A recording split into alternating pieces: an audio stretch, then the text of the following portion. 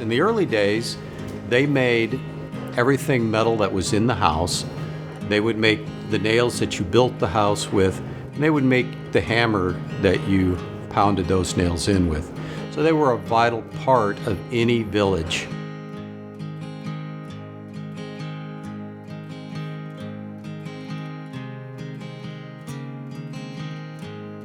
I'm George Baldwin. I'm one of the blacksmiths here at the Pinecrest Historical Village.